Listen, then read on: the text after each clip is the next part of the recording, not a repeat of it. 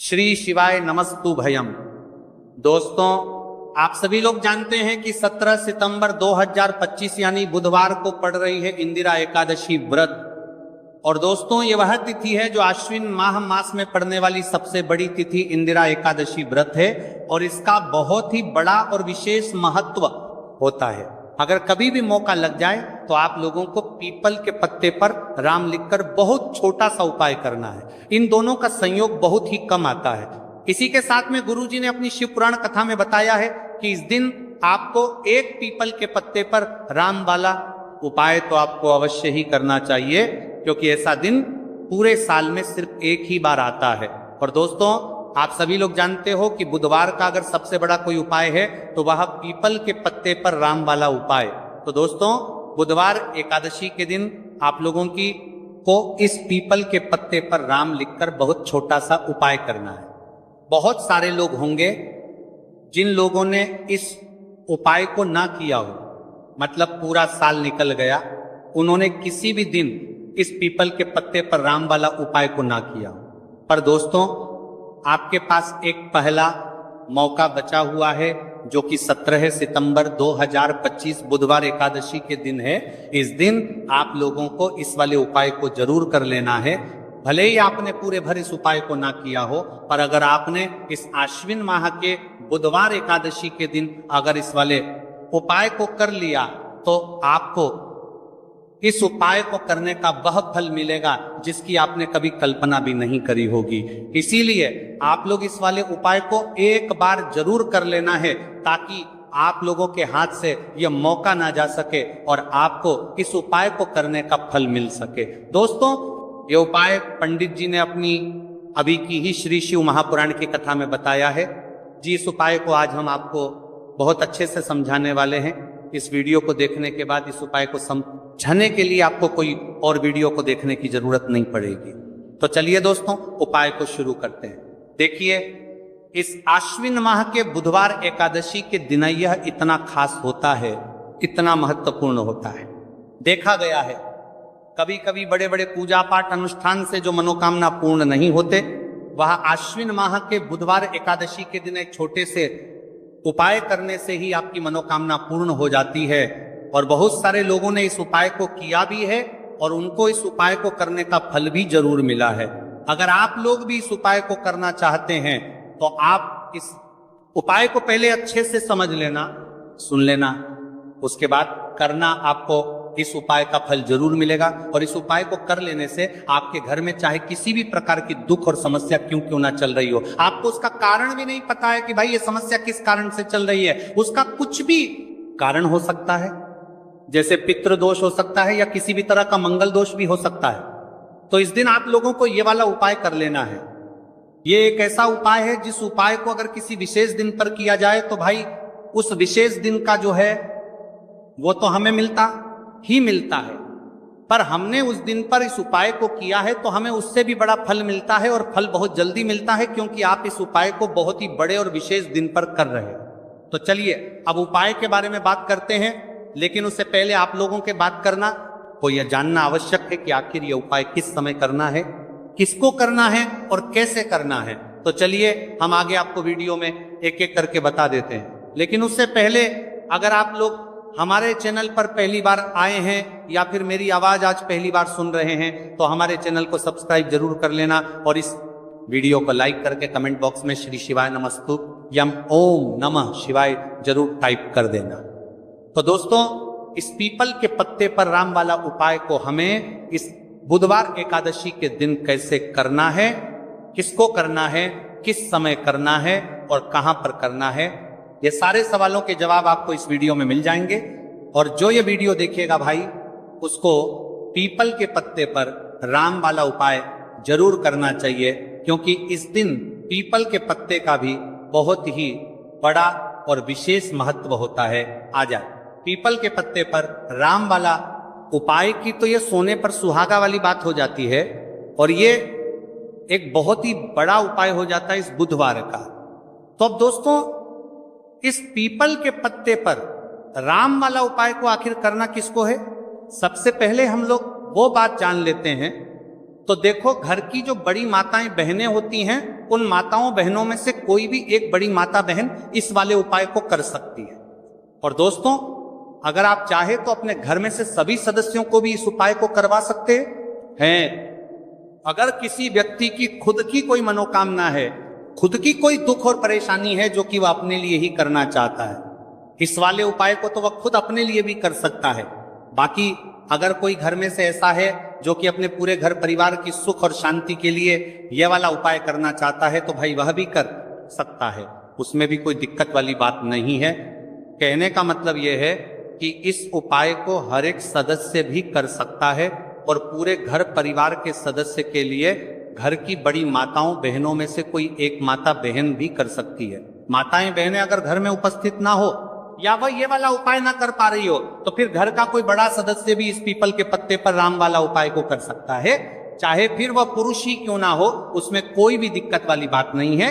उसके बाद में दोस्तों, जो अगला प्रश्न निकल कर आता है वह ये आता है इस उपाय को लेकर के, आखिर इस उपाय को हमें किस समय करना है, सुबह के समय करना है कि शाम के समय करना है। तो देखो, इस वाले उपाय को आप लोग सुबह के समय भी कर सकते हो और शाम के समय प्रदोष काल में भी कर सकते हो। अब अगर आप पूछो कि भाई साहब सबसे उत्तम समय कौन रहेगा इस पीपल के पत्ते पर राम वाला उपाय को करने का, तो हम आपसे बस यही कहेंगे कि इस उपाय को आप सुबह के समय करेंगे तो ज्यादा बेहतर होगा। बाकी अगर प्रदोष काल शाम के समय भी करेंगे तो भी अच्छा होगा, उसमें कोई भी दिक्कत वाली बात नहीं है। तो अब दोस्तों, जो अगली सबसे बड़ी और महत्वपूर्ण बात आती है वह ये आती है कि सुबह अगर हम उपाय को करेंगे तो हमें कितने बजे से लेकर कितने बजे तक के बीच में करना है, और शाम के समय प्रदोष काल में करेंगे तो हमें कितने बजे से लेकर कितने बजे के बीच में करना है। तो देखो, सुबह जितनी जल्दी हो सके आप उपाय को करने की कोशिश करना। बाकी अगर किसी कारणवश लेट भी हो जाओ, थोड़ी देर भी हो आए, तो 10 या 11 बजे तक भी आप उपाय कर लेना, पर 12 बजे से ज्यादा देरी ना हो, ठीक है, इस बात का ध्यान रखना। उसके बाद में दोस्तों, अगर शाम के समय प्रदोष काल की बात करें, प्रदोष काल का जो समय है होता है वह शाम के 6 बजे से शुरू हो जाता है। मतलब शाम के 6 बजे से लेकर 7 बजे के बीच का जो समय होता है, ये समय प्रदोष काल का समय होता है। तो आप इस उपाय को 7 या 8 बजे के बीच में भी कर सकते हैं। बहुत साथ हो, मतलब शाम के 6 बजे से रात 8 बजे के बीच में आप कभी भी इस वाले उपाय को कर सकते हो, उसमें कोई भी दिक्कत वाली बात नहीं है। हमें किसी भी दिन आपको पीपल के पत्ते पर राम लिखकर बहुत छोटा सा उपाय करना है। ऐसा समझ लीजिए जितने भी आपके शत्रु की जबान के पत्ते पर वरियोर हैं, जो भी आपके विरोधी हैं, दुश्मन हैं, जो आपको हर तरफ से परेशान कर रहे हैं, अब उन शत्रुओं की अकड़ निकलेगी। शत्रु का किया कराया भी तुरंत हट जा आएगा।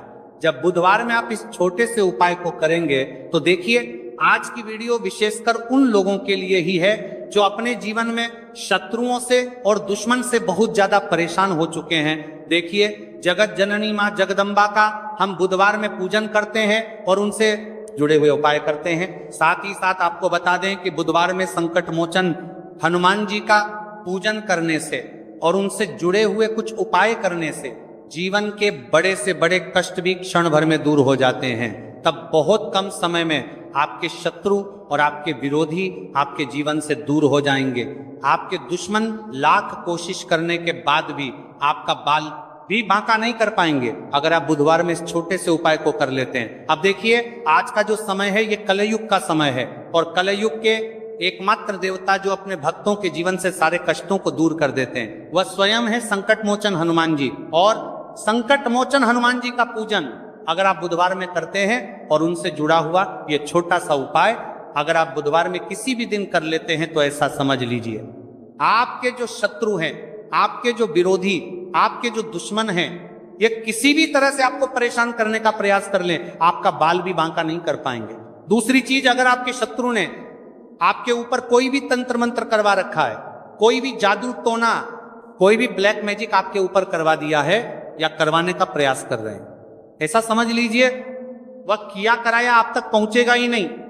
और अगर आप तक पहुंच गया है, कोई भी ब्लैक मैजिक तुरंत हट जाएगा जब आप इस छोटे से उपाय को बुधवार में करेंगे। देखिए, उपाय छोटा है लेकिन बहुत महादिव्य चमत्कारी है। मतलब उपाय को करने में ना तो आपका ज्यादा समय जाएगा, ना ही इसमें आपके ज्यादा पैसे लगने वाले हैं। और ऐसा समझ लीजिए कि एक बार ही अगर आपने इस उपाय को बुधवार मंत्री कर लिया तो इसका महादिव्य चमत्कार आप खुद देख लेंगे। तो बुधवार के जो 9 दिन होते हैं ये बहुत ही सिद्ध दिन होते हैं। मतलब बुधवार के दिनों में 9 माता रानी हमारे घरों में आती हैं, अपने भक्तों के जीवन से कष्टों को दूर करती हैं। साथ ही साथ आपको बता दें कि बुधवार के टाइम पर जब भी आप संकट मोचन हनुमान जी के उपाय करते हैं तो माँ दुर्गा की आपको असीम और विशेष कृपा मिलती है। माँ दुर्गा आपसे बहुत जल्दी प्रसन्न होती हैं और आपके सारे संकटों को वह दूर कर देती है। तो पीपल के पत्ते में और पीपल के पेड़ में होता है। देवी देवताओं का वास पीपल के पेड़ में। श्री हरि विष्णु साक्षात मां लक्ष्मी वास करती हैं। पीपल के देव में हमारे पितरों का वास होता है। पीपल का जो पेड़ होता है इसका पूजन करने से शनिदेव की कृपा, उनका आशीर्वाद मिलता है। और पीपल का पत्ता जो है इसका उपाय बुधवार में करने से व्यक्ति के जीवन से बड़े संकट और कष्ट दूर हो जाते हैं, जिसमें कि शत्रु और आपके दुश्मन जो हैं ये पूरी तरह परास्त हो जाएंगे और कभी भी आपका कुछ नहीं बिगाड़ पाएंगे अगर ये उपाय आप करते हैं। तो देखिए ये उपाय स्त्रियां भी कर सकती हैं, पुरुष भी कर सकते हैं। किसी भी दिन आप इस उपाय को कर सकते हैं, ठीक है ना। इसमें दिन आपको नहीं देखना है कि किस दिन करें, जिस दिन आप चाहा उस दिन इस उपाय को आप कर सकते हैं। तो बुधवार एकादशी के दिन आपको पीपल का पत्ता तोड़ना नहीं है, उससे एक दिन पहले ही तोड़कर आप पीपल का पत्ता ले आए, या गिरा हुआ जो पत्ता होता है पीपल का वो आप ले लें, ठीक है ना। बस इस चीज का आपको ध्यान रखना है कि बुधवार एकादशी के दिन पीपल के पेड़ से कोई भी पत्ता हम नहीं तोड़ते हैं। इस चीज का आपको विशेष ध्यान रखना है। तो आपको लेना है पीपल का एक पत्ता और शुद्ध जल से उसे साफ कर लेंगे। अगर पीपल के पत्ते पर हो तो वह हट जाए, फिर गंगा जल का थोड़ा सा छिड़काव यानी थोड़ी सी छींटे आपको इस पीपल के पत्ते पर मारनी है और इस पीपल के पत्ते को फिर कपड़े से पोंछकर आपको साफ कर लेना है, बिल्कुल सूखा लेना है। अब आपको लेना है थोड़ा सा सिंदूर, जो केसरिया वाला सिंदूर आता है जो हम संकट मोचन हनुमान जी को चढ़ाते हैं, वह केसरिया सिंदूर आपको लेना है। थोड़ा सा जल डाल के इसे गीला कर लेंगे और इसी सिंदूर से इस पीपल के पत्ते पर आपको भगवान राम का नाम लिखना है। अब किससे लिखेंगे? माचिस की तीली ले सकते हैं, उससे लिख सकते हैं। किसी भी तरह से आपको भगवान राम का नाम इस पीपल के पत्ते पर लिखना है। लिख लिया, एक आपको चमेली के तेल का या सरसों के तेल का दीपक तैयार करना है और एक कोई भी आपको लेनी है मिठाई में। यहां पर आप बूंदी का प्रसाद ले सकते हैं, बेसन का लड्डू ले सकते हैं और अगर आप इमरती ले लेते हैं तो ये और भी उत्तम है। देखिए इमरती का जो भोग होता है यह संकट मोचन हनुमान जी को बहुत ज्यादा प्रिय है। अब ये सारी चीजें लेकर आपको जाना है संकट मोचन हनुमान जी के मंदिर में। तो देखिए सबसे पहले आपको संकट मोचन हनुमान जी के सामने ये दीप प्रज्वलित करना है जो आप लेकर के गए हैं। चाहे आपने चमेली के तेल का दीपक तैयार करा है या सरसों के तेल का, सबसे पहले दीपक आप जला देंगे और दीप जलाने के बाद आपको जो पीपल का पत्ता आप लेकर के गए थे वह पत्ता आपको संकट मोचन हनुमान जी को अर्पित करना है, वहां चढ़ाना है।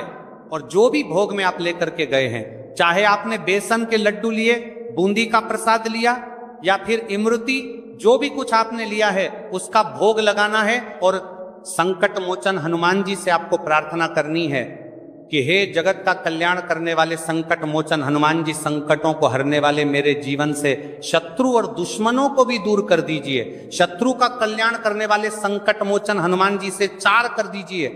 या कराया तंत्र मंत्र सब कुछ हट जाए, ऐसी कृपा मुझ पर कीजिए। इस तरह से आपको प्रार्थना करनी है और 108 बार जय श्री राम, जय सीताराम, जय श्री राम, जय सीताराम, जय श्री राम, जय सीताराम, इस तरह से आपको जयकारा लगाना है। क्योंकि भगवान राम का नाम संकट मोचन हनुमान जी को सबसे ज्यादा प्रिय है, तो जयकारा लगा देंगे। और देखिए अगर एक बार हनुमान चालीसा पढ़ पाए तो आप एक बार हनुमान चालीसा ऐसा जरूर पढ़ें, ठीक है ना। ज्यादा बार नहीं तो एक बार जरूर पढ़ें। जयकारा तो आपको बिल्कुल से लगाना है। और इस छोटे से उपाय को किसी भी दिन कर लीजिए, सुबह कर लीजिए, शाम को कर लीजिए और किसी भी दिन, जैसे बुधवार की तिथि जो होती है ना, ये बहुत बड़ी होती है। आप उस दिन भी इस उपाय को कर सकते हैं, जरूर से करें। शत्रुओं और दुश्मन आपके जो विरोधी हैं ये पूरी तरह चारों खाने चित हो जाएंगे और आपका बाल भी वहां का नहीं कर पाएंगे। तो देखिए, इस उपाय को आप 9 दिन भी कर सकते हैं, 2-3 बार भी कर सकते हैं। अगर आप ज्यादा बार नहीं कर पा रहे हैं तो एक बार आपको इस उपाय को जरूर से करना चाहिए। तो देखिए, इस उपाय को करने से जो आपके सामने से शत्रु हैं वह भी परास्त हो जाएंगे। जो पीठ पीछे वार करते हैं, पीठ पीछे तंत्र मंत्र करवाते हैं, वह शत्रु भी चारों खाने चित्त हो जाएंगे। बस छोटा सा उपाय है, जरूर करें। तो देखिए, अब बात कर लेते हैं अपने एक बहुत छोटे से उपाय की, जिसे बुधवार में करने से आपकी हर मनोकामना पूरी हो जाती है। ये उपाय आप अपने घर पर ही कर सकते हैं, कहीं जाने की आप आवश्यकता नहीं है। कोई भी ऐसी विश जो बहुत लंबे समय से अधूरी है, पूरी नहीं हो रही है, या धन को लेकर आप बहुत परेशान हैं, या घर में संकट कष्ट बहुत आते हैं, बीमारियां बहुत आती हैं, तो एक लाल पुष्प, जैसे कि गुलाब का फूल भी लाल होता है, आप जरूर से अपने घर के मंदिर में मां दुर्गा को अर्पित करें और एक देश घी का दीपक लाल बाती का जलाकर मां का पूजन करें। बुधवार में अगर लाल रंग से जुड़ा हुआ ये उपाय आप करते हैं, आपकी सारी मनोरथ, सारी मनोकामनाएं मां पूरा कर देंगे, क्योंकि लाल रंग मां दुर्गा को बहुत प्रिय है। लाल पुष्प और लाल रंग की बाती का दीपक आपकी बड़ी से बड़ी मनोकामना को भी पूरा कर देगा। बुधवार में यह उपाय आप किसी भी दिन कर सकते हैं। दूसरे उपाय की हल्दी वाला जल आपको अपने घर में किस जगह पर डालना है और उपाय को कैसे करना है और कैसे ये हल्दी वाला जलते आश्विन माह का बुधवार एकादशी के दिन आप अपने घर में डालते हैं, छींट है, उपाय को करते हैं, तो सीधे सीधे मां लक्ष्मी आपसे प्रसन्न होकर आप आती हैं और श्री हरि विष्णु के साथ आती हैं। स्थिर लक्ष्मी का आपके घर में वास होता है। कहने का मतलब है कि फिर कभी भी मां लक्ष्मी आपके घर को छोड़कर नहीं जाती है। जो लोग कहते हैं कि हमारे घर में धन तो आता है लेकिन चला जाता है लेकिन फिजूल खर्ची बहुत है। धन तो घर में आता है लेकिन तिजोरी कभी धन से भरी नहीं रहती है, खाली हो जाती है। तो 90 पर लोग ऐसे होते हैं जिनके जीवन में यह समस्या होती है कि हमारे घर में स्थिर लक्ष्मी का वास नहीं है। देखिए, हम सभी चाहते हैं ना कि मां लक्ष्मी और श्री हरि विष्णु हमेशा हमारे घर में रहे, उनका आशीर्वाद बना रहे, हम हमारे जीवन के जितने भी दुख हैं उनका सामना जो है बहुत आसानी से कर सके। देखिए, जब व्यक्ति के पास पैसा नहीं होता है ना, तो वो बहुत सारे कष्ट दुख उसके जीवन में जब आते हैं उनका सामना भी नहीं कर पाता, और जब उसका आर्थिक पक्ष मजबूत होता है तो बहुत सारी समस्याएं उसे अपने जीवन में जो आती हैं वह छोटी लगती हैं। लेकिन अगर पैसा भी पास नहीं है तो छोटी छोटी प्रॉब्लम्स और छोटी छोटी चीजें जो हमारे जीवन में आती हैं वह भी बहुत बड़ी लगने लगती। तो आपको करना क्या है, आपको यहां पर लेना है गंगा जल। तो देखिए, सबसे पहले तो आपको अपने पूरे घर में गंगा जल का छींटा लगाना है, ठीक है ना। गंगा जल आपके घर से जितनी भी नेगेटिव एनर्जी होती है उसे बाहर कर देता है, ठीक है ना। गंगा जल का छिड़काव जब आप करते हैं, उसके बाद कोई पूजा पाठ करते हैं, कोई उपाय करते हैं, वो पूरी तरह से सफल होता है, क्योंकि आपके घर में पॉजिटिव एनर्जी, सकारात्मक ऊर्जा आ जाती है, ठीक है ना। तो इतना करने के बाद आपको क्या करना है, एक लोटे के अंदर या एक कटोरी किसी भी चीज के अंदर आपको अपने घर का शुद्ध जल लेना है। ले लिया, उसके बाद पिसी हुई हल्दी उसके अंदर मिलानी है, मिला दी। जब हल्दी आपको मिलानी है, ठीक है ना, उस समय आपको श्री हरि विष्णु का ध्यान करना है। श्री हरि विष्णु से प्रार्थना करनी है कि मेरे घर में धन बढ़े और कभी भी मेरे घर की जो सुख समृद्धि है उसमें कमी ना आए, ठीक है ना। जब आप जल मिला लेंगे उसके बाद आपको तुलसी का एक पत्ता लेना है। तुलसी का पत्ता पहले ही तोड़ लें। बुधवार एकादशी के दिन भूलकर भी आपको नहीं तोड़ना है तो वाले दिन नहीं तोड़ेंगे, उससे पहले ही तुलसी का पत्ता तोड़कर रख लें। अगर आपके घर में तुलसी का पौधा इस टाइम सूख गया है, नहीं है, तो जहां पर भी आपको तुलसी का कोई पत्ता मिल जाए, एक पत्ता आप ले आए, उस तुलसी